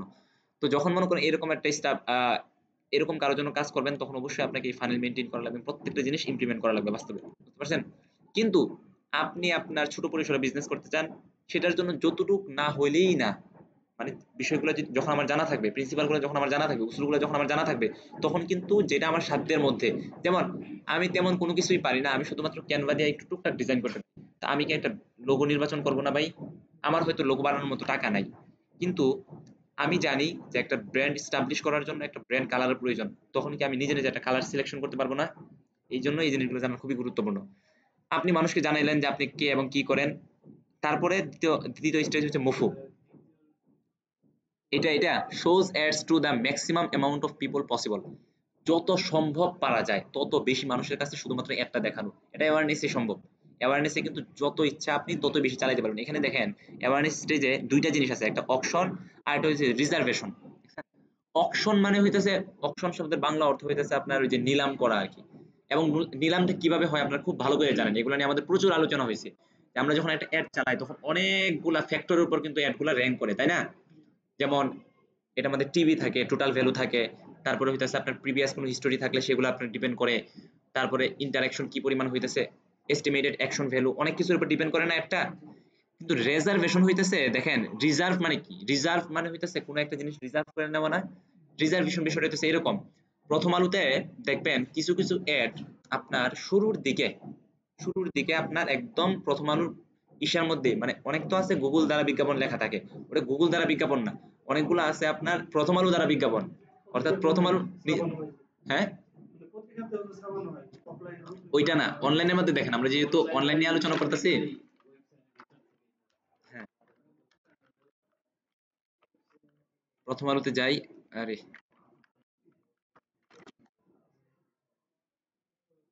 প্রথম আলোতে গেলাম, যাওয়ার পর এখানে দেখবেন কিছু কিছু বিজ্ঞাপন আছে। এই যে একটা ব্যানার চলে আসছে। আচ্ছা, এইটা কিন্তু আপনার গুগল দ্বারা বিজ্ঞাপন, এটা গুগল দ্বারা বিজ্ঞাপন, এটা গুগল দ্বারা বিজ্ঞাপন। এই যে এই যে দেখেন, এটা কিন্তু গুগল দ্বারা বিজ্ঞাপন না। এই যে বিজ্ঞাপনটা আছে না, এটা কিন্তু গুগল দ্বারা না, বুঝতে পারছেন? গুগল দ্বারা বিজ্ঞাপন আপনি দেখলেই বুঝবেন। এই দেখবেন, এই যে দেখেন এখানে এই ধরনের চিহ্ন থাকবে, এই চিহ্নগুলো থাকবে, এগুলো গুগল দ্বারা বিজ্ঞাপন। এই যে গুগল দ্বারা বিজ্ঞাপন লেখা আছে, কিন্তু গ্রামীণ ফোনের এই অ্যাডটা কিন্তু আপনার গুগল দ্বারা বিজ্ঞাপন না। এইটাকে বলা হয় রিজার্ভেশন, অর্থাৎ এই জায়গাটা সে রিজার্ভ করে নিছে, বুঝছেন? আমরা যদি রিজার্ভেশনটা এখান থেকে চালাই, দেখেন রিজার্ভেশনের মধ্যে শুধুমাত্র অ্যাওয়ারনেস আছে, এঙ্গেজমেন্ট আছে। কারণ রিজার্ভেশনের মূল কনসেপ্টটা হচ্ছে আমি ফেসবুককে বলে দিলাম যে ভাই আমি তোমার তোমার ফেসবুকের যে ফিডটা আছে বা ফেসবুকের ওয়াল বলে, সেই ফিডটা বা ওয়ালটা আমি রিজার্ভ করে নিলাম। ইচ্ছায় অনিচ্ছায় আমার কন্টেন্ট যতই খারাপ থাকুক, তোমার কাজ হইতেছে মানুষকে অ্যাড দেখানো, জোর করে অ্যাড দেখানো, বুঝতে পারছেন? এতে করে কস্টটা বেশি লাগে, কিন্তু রিজার্ভেশনের মধ্যে আপনার সেলস চালানো যায় না, শুধুমাত্র অ্যাওয়ারনেস অর্থাৎ প্রচার প্রচারণা চালানো যায়, বুঝতে পারছেন? এটা কেউ চাইলে আপনার যারা নির্বাচন করবেন তারা এগুলো চালাইতে পারেন। একদম ফ্রিকোয়েন্সি ক্যাপ দিয়ে দিবেন যে দিনে 100 বার 100 বার দেখতেই থাকবে। এতে করে হ্যাঁ, নতুন প্রতিষ্ঠান করলে হ্যাঁ হইতে পারে।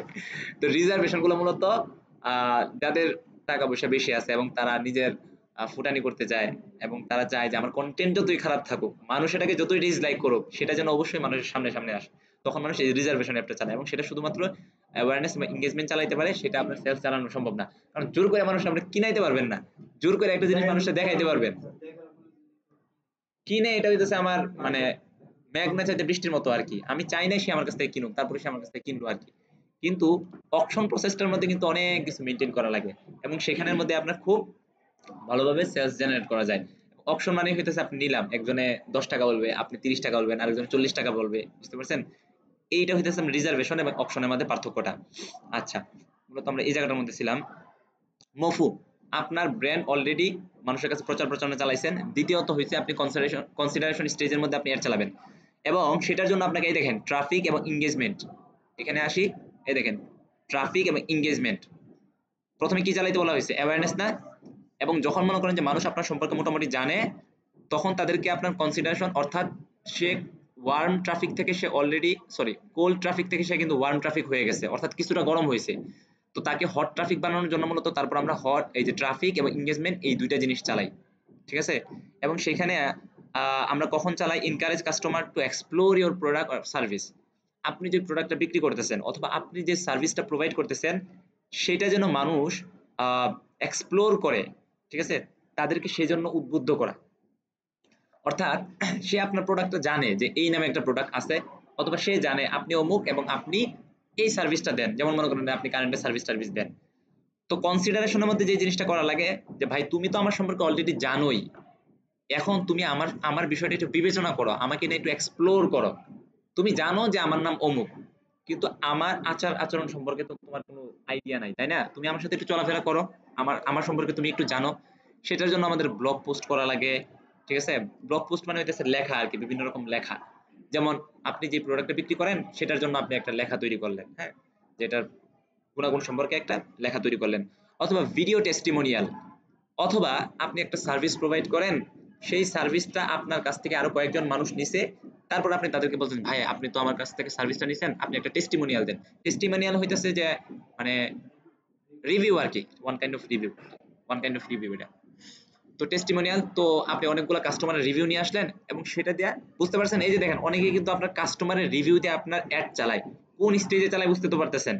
তারা কনসিডারেশন স্টেজে তখন এই ধরনের অ্যাডগুলো চালায়, যে কাস্টমার কাছ থেকে বিভিন্ন রকম টেস্টিমোনিয়াল নিয়ে আসে এবং তারপর এটা মফুতে এই ধরনের অ্যাড চালায়।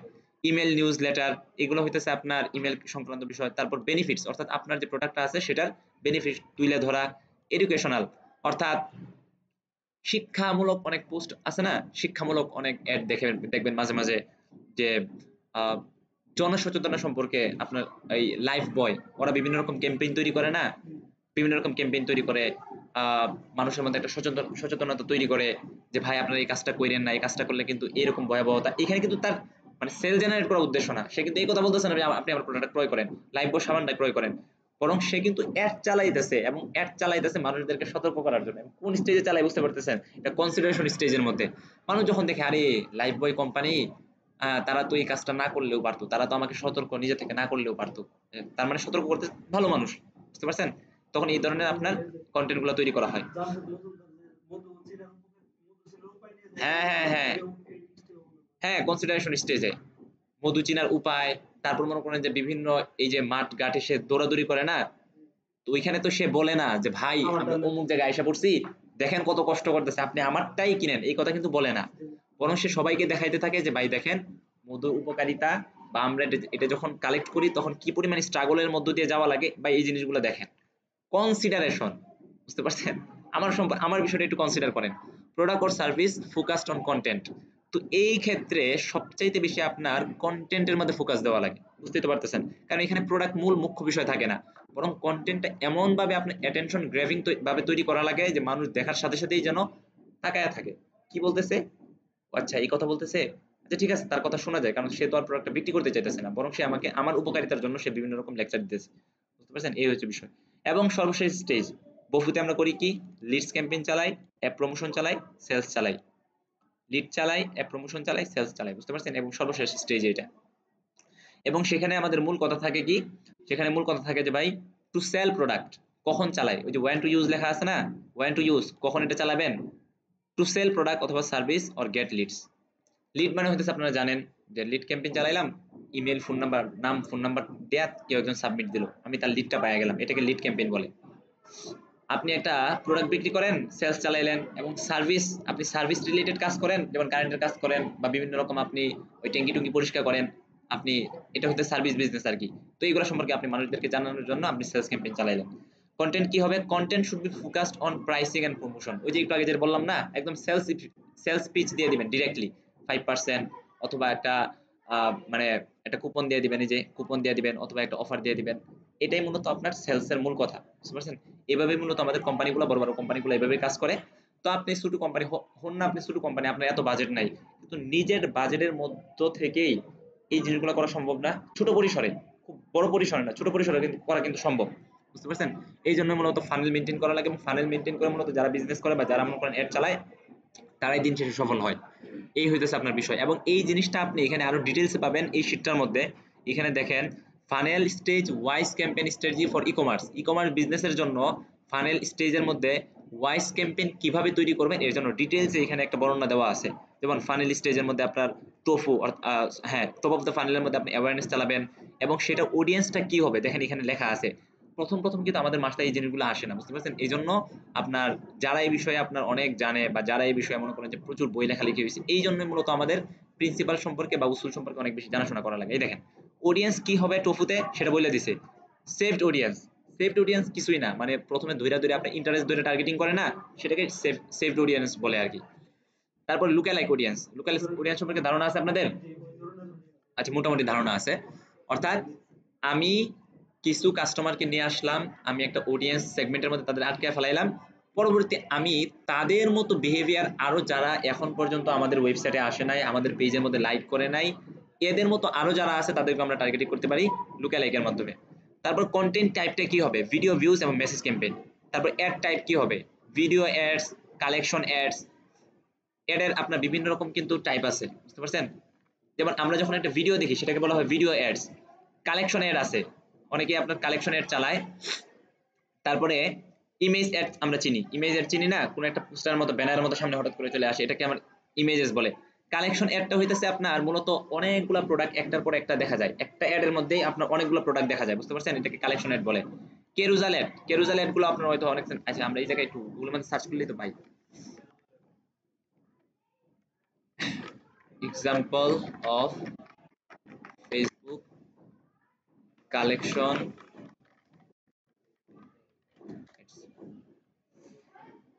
ইমেজ যদি আসি, কালেকশন অ্যাডগুলো এই যে এরকম থাকে, বুঝতে পারছেন? একটা অ্যাড থাকে দেখেন, এই যে দেখেন বিভিন্ন রকম ওয়েবসাইট সিস্টেম না, মানে অ্যাড এর ধরনটা এরকম, প্রথমে এইরকম একটা বড় ছবি দেওয়া থাকে, নিচে ছোট ছোট ছবিগুলো দেওয়া থাকে, বুঝতে পারছেন? এগুলোকে আপনার কালেকশন অ্যাড বলে। তো কেরুজাল অ্যাডটাও আপনার সাধারণত এইরকমই হয়। কেরুজাল অ্যাডটা এই যে আপনার সোয়াইপ করা যায় এরকম, হ্যাঁ, ডাইনে বামে সোয়াইপ করা যায়, এবং প্রত্যেকটা এই যে দেখেন এটা এক কালার, এটা আরেক কালার না, প্রত্যেকটা প্রোডাক্টের মধ্যে আলাদা আলাদা ইউআরএলটা ধরায় দেওয়া হয়, বুঝতে পারছেন? আপনি যেই প্রোডাক্টের মধ্যে ক্লিক করবেন আপনার দেখবেন ওয়েবসাইটের মধ্যে সেই প্রোডাক্টের মধ্যে আপনাকে নিয়ে গেছে, ঠিক আছে? এইগুলোকে আমরা কেরুজাল অ্যাড বলে। অ্যাওয়ারনেস এর মধ্যে আমরা সব ধরনের অ্যাড চালাতে পারি, ভিডিও ক্যাম্পেইনের সবচেয়ে বেস্ট, তার মধ্যে ইমেজ ক্যাম্পেইন আছে, কালেকশন অ্যাড চালাতে পারি, কেরুজাল অ্যাড চালাতে পারি। ইনস্ট্যান্ট এক্সপেরিয়েন্স, এটা শুধুমাত্র মোবাইলের মধ্যে চলে, বুঝতে পারছেন? Instant experience. চলেন আমরা এই জিনিসটা একটু গুগলের মধ্যে সার্চ করে একটু দেখার চেষ্টা করি জিনিসটা কেমন। Example of Facebook instant experience. Instant এক্সপিরিয়েন্সটা সাধারণত একদম মানে একটা সামনে আসে, ওটার মধ্যে ক্লিক করলে আপনার মোবাইলের একদম উপর থেকে নিচ পর্যন্ত পুরোটা আপনার অ্যাড দিয়ে ভরে যায়, বুঝতে পারছেন? মানে অ্যাডটা অনেক বড় হয়ে যায় আর কি, এটা কম্পিউটারের মধ্যে হয় না। ইনস্ট্যান্ট এক্সপিরিয়েন্স শুধুমাত্র মোবাইলের মধ্যে চালানো যায়। এই যে দেখেন এখানে এখানে দেখা যায় কিনা, মানে অ্যাডটা এরকম থাকে, যখন আপনি ক্লিক করবেন তখন যেটা এরকম হয়ে যায়, একদম পুরো মোবাইলের শুরু থেকে শেষ পর্যন্ত পুরোটার মধ্যে অ্যাড দেখা যায়। এটা খুব কম দেখছেন, ইনস্ট্যান্ট এক্সপিরিয়েন্সটা আমাদের সামনে খুব কম আসে, কিন্তু আমি এক দুইবার দেখছি হয়তো, কারণ যেহেতু আমার জানা ছিল ইনস্ট্যান্ট এক্সপিরিয়েন্স অ্যাডটা কেমন হয়, তো আমি এক দুবার খেয়াল করছি, দেখছি খুব কম আসে, বুঝতে পারছেন? ইনস্ট্যান্ট এক্সপিরিয়েন্স অ্যাডটা শুধুমাত্র মোবাইলের মধ্যে চলে। তো সাধারণত আমরা আমাদের দেশের পার্সপেক্টিভে আমরা শুধুমাত্র এই দুইটাই বেশি চালাই, একটা ভিডিও অ্যাড চালাই বেশি, আর হচ্ছে ইমেজটা, বুঝতে পারছেন? কেরুজাল অ্যাডও আমরা খুব কম চালাই, মোটামুটি চালাই ওই যে বিলিভার্সের মতো কোম্পানি যেগুলো আছে এরা কেরুজাল বিলিভার্স প্রায় দেখবেন কেরুজাল চালায়, তারপরে ইনস্ট্যান্ট এক্সপিরিয়েন্স চালায়। সিটিএ অর্থাৎ একটা অ্যাডের গুরুত্বপূর্ণ একটা অংশ হইতে CTA, call to action button থাকে না নিচের দিকে, learn more, watch more, see menu, listen now, বুঝতে পারছেন? Send message. তো আপনার এই টফুতে সর্বপ্রথম আপনার সাধারণত এটাই হয়, লার্ন মোর, তুমি আমাদের সম্পর্কে আরো জানো। সেন্ড মেসেজ, তোমার যদি কোনো কোয়েরি থাকে, তোমার যদি কোনো প্রশ্ন থাকে, তাহলে একটা সেন্ড মেসেজ বাটনে ক্লিক করো। এর কপিটা কি হবে? Educational type, informational, who are you and what you do. একটু আগে বলছিলাম না তুমি কে এবং তুমি কি করো, এইটাই মূল কনসেপ্টটা থাকে, বুঝতে পারছেন? টফুর মধ্যে এই সংক্রান্ত আপনার অ্যাড গুলো হয়। তারপর মফুতে আপনার দেখেন এখানে এগুলো প্রত্যেকটা লাইন বাই লাইন আপনি একবার কইরা হইলেও জীবনে পড়বেন, বুঝতে পারছেন? একবার কইরা পড়ে রাখবেন, পরবর্তীতে যখন অ্যাড চালাবেন তখন এই শীটটা সামনে নিবেন, নিয়ে একটু বোঝার চেষ্টা করবেন যে আপনার কি ধরনের অ্যাড চালানো দরকার, বুঝতে পারছেন? আমরা কিন্তু প্রথমে এগুলো বুঝতে পারি না বা আমাদের মাথায় ধরে না, অনেকদিন অ্যাড চালাইতে চালাইতে যখন একটা এক্সপিরিয়েন্স চলে আসে, ভালো একটা অভিজ্ঞতা চলে আসে, তখন আমরা এটা আইডিয়া জেনারেট করতে পারি, কিন্তু প্রথম প্রথম কিন্তু মাথায় ধরে না, তখন আমাদের এই জিনিসগুলো আমাদের একটু ফলো করা লাগে। কনসিডারেশন স্টেজের মধ্যে আমরা ফেসবুক পেজের ইংগেজার যারা আছে, অর্থাৎ এটা হইতেছে আপনার অডিয়েন্স টার্গেটিং, যারা অলরেডি আমাদের ফেসবুক পেজের মধ্যে ইংগেজ করছে তাদেরকে আমরা নিতে পারি। ইনস্টাগ্রাম অ্যাকাউন্টের মধ্যে যারা ইংগেজ করছে, আমাদের ভিডিও যারা 25% 50% দেখছে, অথবা 3 সেকেন্ড 10 সেকেন্ড এবং 15 সেকেন্ড পর্যন্ত দেখছে, ইনস্ট্যান্ট এক্সপিরিয়েন্স ইংগেজার, অর্থাৎ ইনস্ট্যান্ট এক্সপিরিয়েন্স চালাইছিলাম সেখান থেকে যারা ইংগেজ হয়েছে, এরকম। অর্থাৎ মানে যেহেতু এটা মোফো, মিডল অফ দ্য ফানেল, যারা অলরেডি আমাকে চিনে তাদেরকে টার্গেটিং করে অ্যাড চালানো, এবং সেটা কি traffic, engagement, lead generation, sponsor message, এরকম। অ্যাডের টাইপ কি হবে? ইমেজ অ্যাড, ক্যারুজাল অ্যাড, এবং সেটার সিটিএটা কি হবে? সিটিএ দেখেন এখানে sign up, get offer, download, add প্রমোশনের জন্য ডাউনলোড লিখবেন, তারপর get code, subscribe, learn more, shop now, বুঝতে পারছেন? বুক নাও। এবং আপনার অ্যাডের কপিটা কি হবে? হাইলাইট প্রবলেমস অথবা need and how to solve it by your product or services, বুঝতে পারছেন? প্রথমে একটা প্রবলেমকে, ওই যে সেলস ক্যাম্পেইন গুলো কিন্তু এরকম হয়, আপনি কি মাথা ব্যথায় ভুগতেছেন, প্রথমেই কিন্তু একটা প্রবলেমের কথা বলছে, আপনার কি এই সমস্যাটা আছে, সাথে সাথেই কিন্তু সে মনে করেন যে মলম লাগায় দেয়। মলমটা কিভাবে লাগায়? আপনার যদি এই সমস্যা থাকে তাহলে আপনি মানে সঠিক জায়গায় আছেন, আমরা তো এটা নিয়ে কাজ করতেছি। হ্যাঁ, এটা, মানে ওই যে ভুগতে হ্যাঁ হ্যাঁ, এটাই তো হুক, এটাই হুক। মানে আপনি আসলেই মাথা ব্যথায় ভুগতেছেন, আপনি জাস্ট কল্পনা করেন আপনি আসলে আপনার মাথা ব্যথা আছে, আপনি যখন হঠাৎ করে দেখবেন যে একটা মানুষ বলতেছে আপনি কি মাথা ব্যথায় ভুগতেছেন, তখন আপনার কাছে মনে হবে না এই লোকটা মানে আমার এই কথাটা বলতেছে? তখন কিন্তু আমরা দাঁড়াই, দাঁড়ানোর পরে 2 সেকেন্ড তার কথাটা শুনি, সে বলে ভাই আপনার কি মাথা খারাপ, মাথা মাথা ব্যথা করতেছে, এটা ব্যথা করতেছে, ওটা ব্যথা করতেছে, সাথে সাথেই বলে আপনার যদি মাথা ব্যথা করে থাকে তাহলে আপনি সঠিক জায়গায় আছেন। আমরা তো ভাই এই জিনিসটা নিয়ে কাজ করি, জান্ডু ভাব, একটু লাগান ভাই, একটু লাগান, বুঝতে পারছেন? এরপরে যে এডুকেশনাল হইতেছে আপনার শিক্ষামূলক, ওই যে একটু আগে বললাম না, শিক্ষামূলক যদি কিছু শুরুতে কিভাবে বলা লাগবে এটা নিয়ে, এই যে আপনার মার্কেটিং সেক্টরে যেই জায়গাটা আপনার গবেষণার জায়গা, গবেষণার জায়গাটা এইটা, বুঝতে পারছেন? একটা অ্যাড কে কিভাবে তৈরি করা হবে, মানে আপনি শুধু এতটুকু জানেন যে আপনাকে একটা এডুকেশনাল কন্টেন্ট বানানো লাগবে, কিন্তু কন্টেন্টের মধ্যে কি বলা হবে, কিভাবে বলা লাগবে, এই জিনিসগুলো কিন্তু আমাদের আপনার প্রোডাক্ট ভেদে কিন্তু এই জিনিসটা আপনার আলাদা আলাদা ভাবে তৈরি করা লাগে। মনে করেন আমি কথার কথা বলতেছি, যেমন মনে করেন একটু আগে বললাম যে লাইফ বয় যারা সাবান বিক্রি করে, তারা করলো কি, তারা একটা ক্যাম্পেইন তৈরি করলো বটম অফ দ্য ফানেলের মধ্যে, সরি মফুতে অর্থাৎ মিডল অফ দ্য ফানেলের মধ্যে তারা একটা ক্যাম্পেইন তৈরি করলো এডুকেশনাল কন্টেন্ট। যেমন তারা বলল যে আপনার সন্তান সারাদিন ঘামে ভিজে, ঠিক আছে, রোদ্রে ঘামে ঘামে ভিজে, তারপর তো যখন সারাদিন ঘামে ভিজে স্কুল থেকে আসে, বাসায় আসার পর তার এইখানে এরকম সমস্যা হওয়ার আশঙ্কা থাকে। তো আপনি যদি লাইফ বয়টা ব্যবহার করেন, সেই ক্ষেত্রে মানে এই ধরনের জীবাণু থেকে আপনি বাঁচতে পারেন।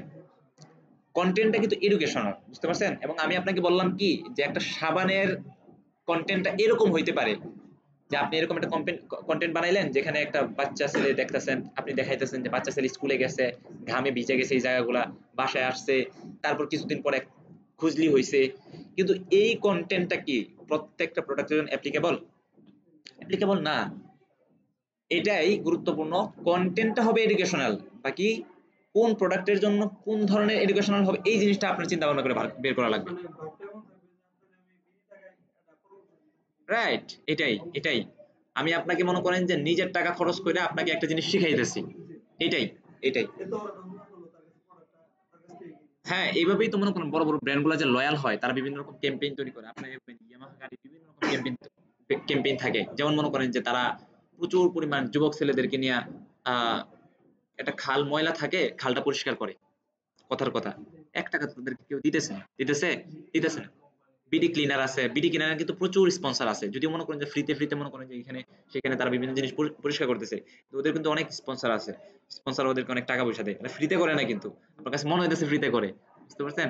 এবং কোম্পানিগুলো যারা মনে করেন বিভিন্ন রকম ক্যাম্পেইন তৈরি করে, হজের সময় দেখবেন, হজের মৌসুমে আপনি হাজি ক্যাম্পে যদি যান, ওইখানে দেখবেন যে কত কোম্পানি মিস্টার নুডলস এটা সেটা, আমি যখন বাবু সালামে পড়ছি কত খাইছি, ইস্তেমা নুডলস দেয়, ফ্রিতে নুডলস ইস্তেমা দেয়, বিশ্ব ইস্তেমা নুডলস দেয়, এইটা দেয় সেইটা দেয়, আপনার কি মনে হয় ফাও দিতেছে? এগুলো প্রচার কনসিডারেশন, হ্যাভ সাম কনসিডারেশন।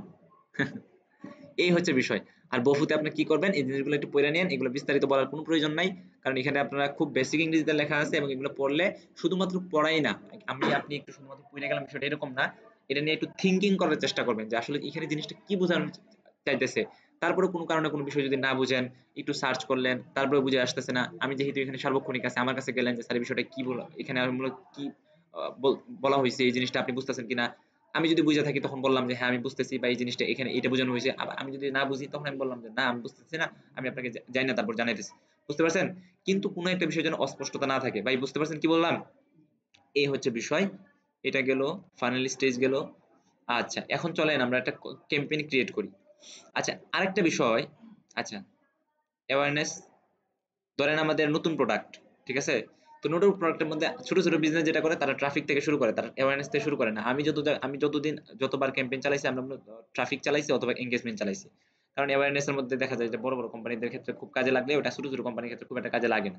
বুঝতে পারছেন? আপনারা ট্রাফিক দিয়ে শুরু করবেন, ট্রাফিক দিয়ে শুরু করলাম, কন্টিনিউ করলাম, কন্টিনিউ করার পরে এখানে দুইটা অপশন, একটা হচ্ছে রিকমেন্ডেড সেটিং, মানে অটোমেটেড, হ্যাঁ, আর একটা হচ্ছে ম্যানুয়াল। ম্যানুয়ালটা দিয়ে করবেন, বুঝতে পারছেন? যারা সেক্টরে অনেকদিন যাবত আছে তারা সবাই বলে যে ভাই অটোমেটিকটা ব্যবহার না করে প্রথমে যে আপনার ম্যানুয়ালটা ব্যবহার করার জন্য। অবশ্যই অ্যাওয়ারনেস চালাবে। ছোট কোম্পানি, তার অনেক বড় পরিকল্পনা আছে, অনেক বড় কোম্পানি করবে, তো অবশ্যই সে অ্যাওয়ারনেস চালাবে। এবং অ্যাওয়ারনেসটা যে শুধুমাত্র নতুন যখন কোম্পানিটা লঞ্চ করছে তখনই যে চালানো লাগবে বিষয়টা কিন্তু এরকম না। পরবর্তীতেও মানে আপনার এটা সারা জীবন চলতে থাকবে, সারা জীবন চলতে থাকবে।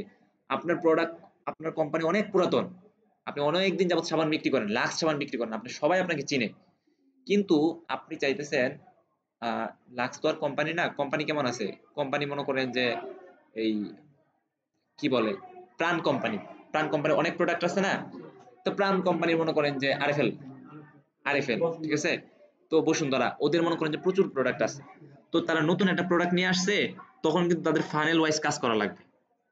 প্রোডাক্ট তারা নিয়ে আসছে নতুন, মানুষ তাদেরকে চিনে, কিন্তু মানুষ কিন্তু এই প্রোডাক্টটাকে চিনে না, তখন আপনার ফানেল ওয়াইজ কাজ করা লাগে, প্রচুর পরিমাণে আপনার অ্যাওয়ারনেস চালানো লাগে। নতুন একটা প্রোডাক্ট নিয়ে আসছি আমরা, হ্যাঁ আমরা আরএফএল কোম্পানি, আপনি আমাদেরকে চিনেন, আরএফএল কোম্পানি আমরা, আপনি আমাদের কাছ থেকে অনেক প্রোডাক্ট ক্রয় করছেন, আপনারা জানেন আমরা অনেক ভালো, নতুন যে প্রোডাক্টটা আছে ভাই এটাও অনেক ভালো, এটাও দেখেন একটু, বুঝতে পারছেন?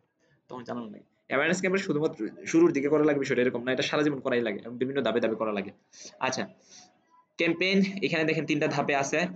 ক্যাম্পেইনের একটা নাম দেওয়া লাগে, আমরা জানি এই বিষয়গুলো কিভাবে কাজ করে। ক্যাটাগরিজ, এখানে বেশ কিছু স্পেশাল ক্যাটাগরি আছে, খুব কমই আমাদের এই এগুলো লাগে, একটু পড়ে দেখেন।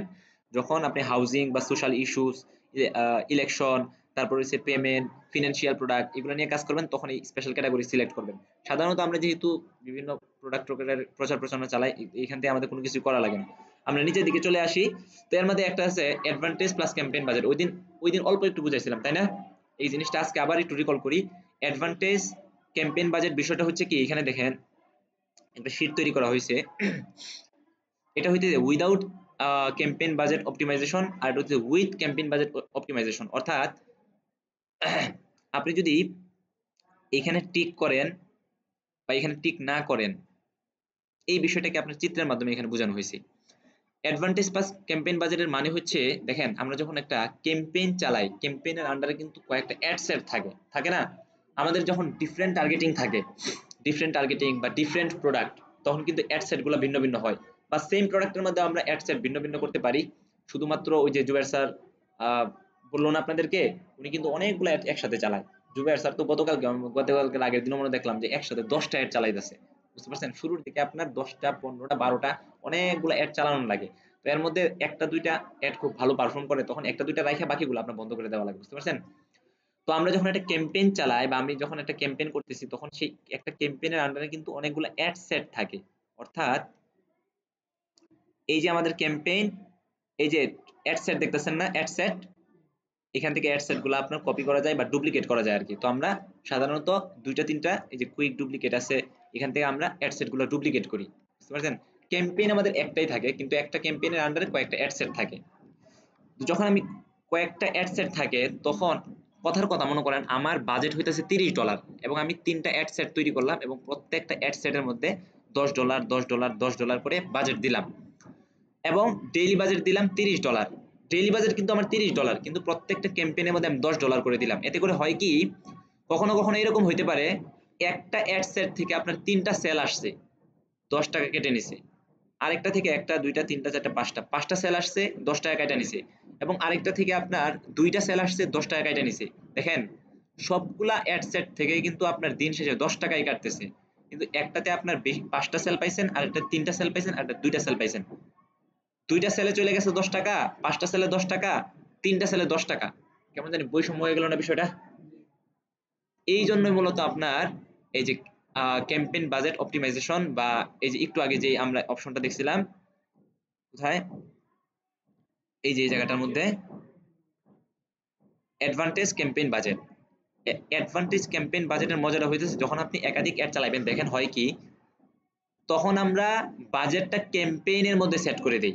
এখানে কিন্তু আমরা বাজেটটা অ্যাড সেটের মধ্যে দিছি না, এখানে কিন্তু অ্যাড সেটের মধ্যে বাজেটটা দিছি, কিন্তু অ্যাডভান্টেজ প্লাস ক্যাম্পেইনের মধ্যে আমরা বাজেটটা ক্যাম্পেইনের কাছে দেই। অর্থাৎ বাবার কাছে $30 দিয়া বলি যে বাবা এই নাও $30, তোমার 3টা সন্তানের মধ্যে যে সবচাইতে ভালো কাজ করবে তুমি তাকে সবচাইতে বেশি টাকা দিবা, যেটা একটু খারাপ কাজ করবে তাকে একটু কম দিবা, আর একটু বেশি খারাপ কাজ করলে আর একটু কম দিবা। বুঝতে পারছেন? তো এইটা হইতাছে আপনার অ্যাডভান্টেজ প্লাস ক্যাম্পেইন। অর্থাৎ $30 ক্যাম্পেইনের মধ্যে দিয়ে দিলাম, একটা ক্যাম্পেইন থেকে আপনার 2টা সেল আসছে, $5 কাটবে। আরেকটা ক্যাম্পেইন থেকে এখানে করে 7টা আছে মনে হয়, 7টার মধ্যে $18 কাটতেছে, এবং আরেকটা থেকে 3টা আসছে $7। এটা সুন্দর হলো জিনিসটা। হ্যাঁ, বৈষম্যতা ঠিক করা হয়েছে। যে যেমন অ্যাডভান্টেজ প্লাস ক্যাম্পেইন বাজেটটা এই কারণেই খুব চমৎকার, যখন আপনি একটা ক্যাম্পেইন, একটা অ্যাড সেট, সবকিছু একটা একটা, তখন তো আপনি মানে ক্যাম্পেইনের মধ্যে টাকা দেওয়া যেই কথা, অ্যাড সেটের মধ্যে টাকা দেওয়া একই কথা, তাই না? বিষয়টা বুঝতেই পারতেছেন।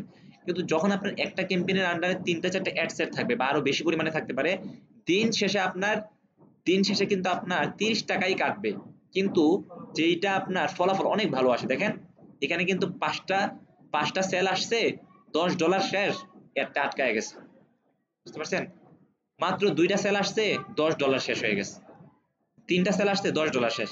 তো এখানে দেন কত চমৎকার, সেল আসছে 2টা $5, সেল আসছে আপনার 3টা $7, কিন্তু সেল আসছে আপনার 7টা $18। যে যেই পরিমাণ সেল আসতেছে তাকে সেই পরিমাণ আপনার বাজেট দেওয়া হইতেছে। তো অ্যাডভান্টেজ প্লাস ক্যাম্পেইনের মজাটা হইতেছে এই জায়গায়, যখন আমাদের একাধিক অ্যাড সেট থাকে, একাধিক প্রোডাক্ট থাকে বা একাধিক টার্গেটিং থাকে, তখন আমরা এই জায়গাটার মধ্যে, এই যে এখানে আমরা ক্লিক করে দিই, এখানে ক্লিক করে দিলেই দেখেন, এই দেখেন ডেইলি বাজেট অথবা life time budget. Life time budget হইতেছে আপনার লাগাতার যে ক্যাম্পেইনগুলো চলতে থাকে সেগুলোকে আপনার লাইফ টাইম বলে আর কি। বুঝছেন? তো এইখানে আমরা কি এখন ক্যাম্পেইনের মধ্যে আছি না? এই দেখেন নিউ ট্রাফিক ক্যাম্পেইন, ক্যাম্পেইনের সেকশনটার মধ্যে আছি না? এটা কিন্তু ক্যাম্পেইনের সেকশনের মধ্যে আছি। এটা হইতেছে অ্যাড সেট, এখানে ক্লিক করলাম যখন, তখন অ্যাড সেটে চলে আসছি, এখানে ক্লিক করলাম মানে হচ্ছে অ্যাড এর মধ্যে চলে আসছি। তো আমি যদি অ্যাডভান্টেজ প্লাস ক্যাম্পেইন বাজেট ব্যবহার করতে চাই, তখন আমি এখানে টিক মার্ক করব এবং এখান থেকে আমি বাজেটটা দিয়ে দিব। এই যে দেখেন লাইফ টাইম বাজেট অথবা ডেইলি বাজেট, এই জায়গায় আমি 30 টাকা দিয়ে দিলাম। এখন এই ক্যাম্পেইনের আন্ডারে যদি আমি 10টা অ্যাডও চালাই, তাহলে যেই অ্যাডটা সবচাইতে ভালো পারফর্ম করবে সেটার মধ্যে আপনার বেশি টাকা খরচ করবে, যেটা সবচাইতে খারাপ পারফর্ম করবে সেটার মধ্যে কম টাকা খরচ করবে, সবচাইতে কম টাকা খরচ করবে। বুঝতে পারছেন ভাই বিষয়টা? এই হইতেছে আপনার অ্যাডভান্টেজ প্লাস ক্যাম্পেইন মানে বাজেট। এখানে ডলার দিয়ে ক্যাম্পেইন ছেড়ে দেওয়া হয় যে ছেড়ে দেওয়া যে তুমি ক্যাম্পেইন চেয়ে ভালো কোনো নিয়ে আসো চালা। হ্যাঁ, আর এর সেটার মধ্যে হলো নিজে তৈরি করে দেওয়া হয়, ওর মধ্যে ফেসবুক আর কোনো কাজ করে না, হ্যাঁ। মিডিয়াম। তো আচ্ছা, এখন ওই দিনও দেখাইছিলাম, আজকেও দেখাই। যেমন মনে করেন আমি অ্যাডভান্টেজ প্লাস ক্যাম্পেইন বাজেটটা ব্যবহার করতে চাচ্ছি না। এতে করে হবে কি, আমি যদি অ্যাড সেটের মধ্যে যাই, এই যে এখানে ক্লিক করে দেখেন আমরা অ্যাড সেট সেকশনে চলে আসছি না, নিচের দিকে আসলাম, নিচের দিকে আসলাম, এই যে দেখেন বাজেটের অপশনটা, বাজেট এন্ড স্কেজুয়ালিং, এখান থেকে আমরা ডেইলি বাজেট দিতে পারি, লাইফ টাইম বাজেট দিতে পারি। খেয়াল করেন এখানে কিন্তু বাজেটের অপশনটা আছে, কিন্তু আমি যখনই এই জায়গাটার মধ্যে ক্লিক করব, অ্যাডভান্টেজ প্লাস ক্যাম্পেইনের মধ্যে ক্লিক করব, তখন কিন্তু আপনি এই বাজেট দেওয়ার, অ্যাড সেটের মধ্যে বাজেট দেওয়ার অপশনটা আর পাবেন না। এই যে দেখেন বাজেট এন্ড স্কেজুয়ালিং, এখানে শুধুমাত্র স্কেজুয়ালিং এর অপশনটা আছে, কিন্তু বাজেটের অপশনটা নাই, গায়েব হয়ে গেছে। বুঝতে পারছেন? না, দেওয়ার দরকার নাই, অপশনই থাকে না। অপশন দিলে এটা ভেজাল লাগবে না? আপনি ক্যাম্পেইনের মধ্যেও টাকা দিতেছেন, অ্যাড সেটের মধ্যেও টাকা দিতেছেন, মানে বাবারেও টাকা দিতেছেন, ছেলেরও টাকা দিতেছেন। কেমন হয়ে গেল না বিষয়টা? যদি বাবার কাছেই টাকা দেন এবং বাবাকে ইনস্ট্রাকশন দেন যে ভাই তুমি তোমার ছেলেদেরকে টাকা দিও, তাদেরকে ছেলেদেরকে দেওয়ার দরকার নাই। আর যদি আপনার বাবার বিশ্বাস না হয়, তাহলে 3 ছেলেরা মনে করেন যে ভালো করুক আর মন্দ করুক, তিনজনে 10 টাকা 10 টাকা ধরাইয়া দিলেন। বুঝছেন কি বলছি?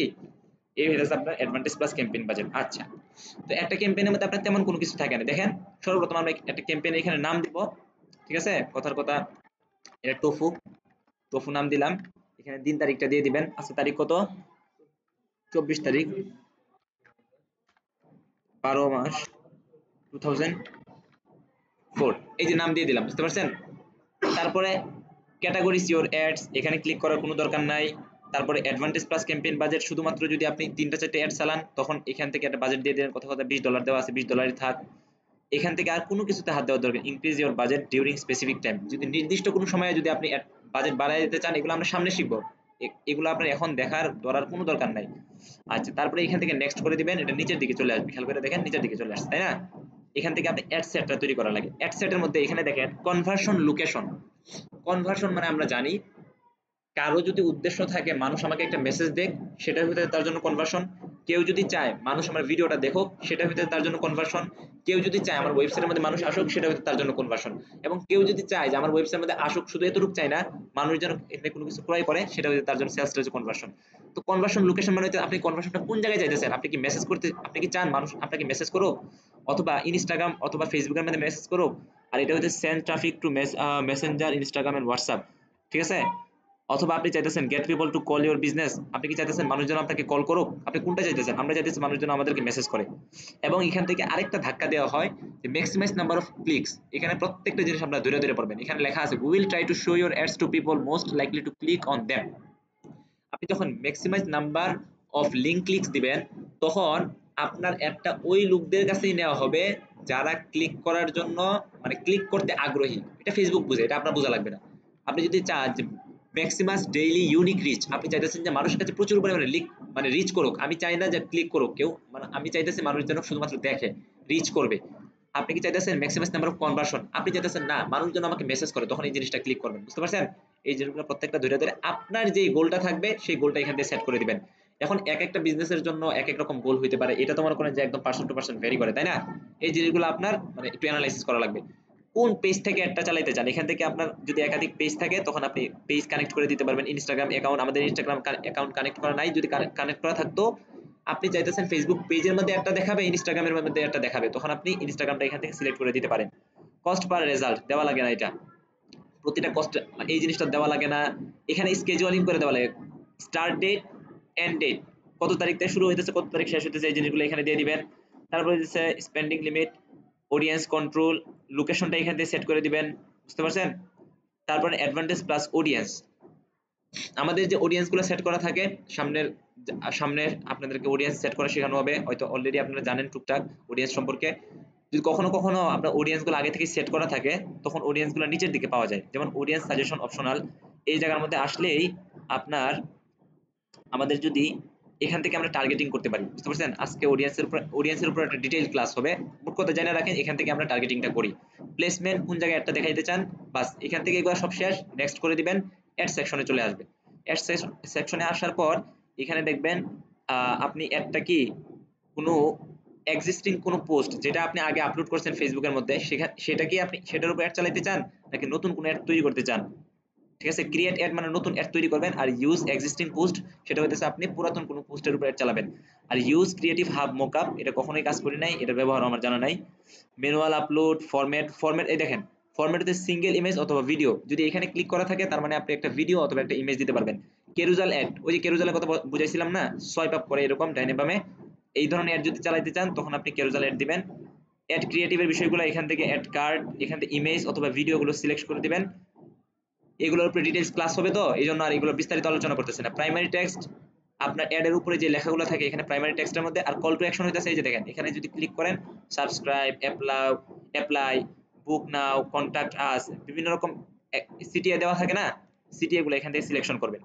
ঠিক আছে, তারপরে হচ্ছে আপনার আপনার পেজে যদি যখন কেউ একজন মেসেজ দেয় তখন সর্বপ্রথম দেখবেন একটা গ্রিটিং মেসেজ আসে না, এই গ্রিটিং মেসেজটা আপনি এখান থেকে সেট করে দিবেন। যেমন মনে করেন যে হাই, ঠিক আছে, ওই লোকের যেই নাম সেই নামই মনে করেন যে মেসেজটা যাবে।